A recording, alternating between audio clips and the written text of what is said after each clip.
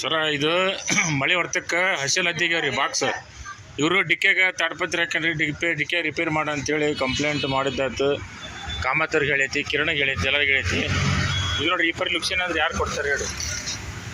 Box ಏನು ಆಕಾರ ಹೊಡೆದ ನೋಡ್ರಿ. ಅದಕ್ಕೆ ಕಸ್ಟಮರು ತೊಗೊಳೋದಿಲ್ಲ, ಮತ್ತು ಇವ್ನು ರಿಪೇರ್ ಮಾಡ್ಕೊಂಡು ಕುಂದಿರ್ಬೇಕು, ಬೇರೆ ಬಾಕ್ಸ್ಗೆ ಹಾಕ್ಬೇಕು.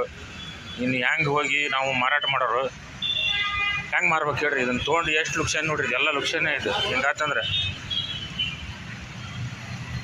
ಒಂದು ನೋಡ್ರಿ, ಬೆಳಗಿಂದ ನಾವು ಬರೀ ಹೋಗಿ ಬಾಕ್ಸ್ ಕೊಡೋಕೆ ಟೈಮ್ ಇಲ್ದಂಗೆ ಆದಾಗ ಇವು ಹಿಂಗಾದ ಕೂಡಲೇ ವ್ಯಾಪಾರಕ್ಕೆ ಎಷ್ಟು ಹೊಡೆದು ನೋಡ್ರಿ. ಇವು ಕೈ ಬಂದಿದ್ದು ತುತ್ತು ಬಾಯಿ ಬರಲಿಲ್ಲ ಅನ್ನೋಂಗೆ ಆಗೈತಿ ಪರಿಸ್ಥಿತಿ.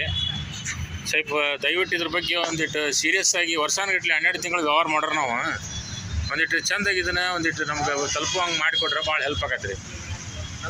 ಇಷ್ಟು ಲಕ್ಷಣ ಆದರೆ ನಿಮಗೂ ಚಲೋ ಅಲ್ಲ, ನಮಗೂ ಚಲೋ ಅಲ್ಲ. ಇದು ಒಂದಿಟ್ಟು ಇದ್ರ ಮ್ಯಾಗ ಆ್ಯಕ್ಷನ್ ತೊಗೊಂಡು ಲಘುನ ಇದಕ್ಕೆ ಒಂದಿಟ್ಟು ಪರಿಹಾರ ಮಾಡಿಕೊಡ್ರಪ್ಪ. ಇದ್ರ ಮ್ಯಾಗ ಅದು ಸಮಸ್ಯೆ ಆಗ್ಲಾರ್ದಂಗೆ.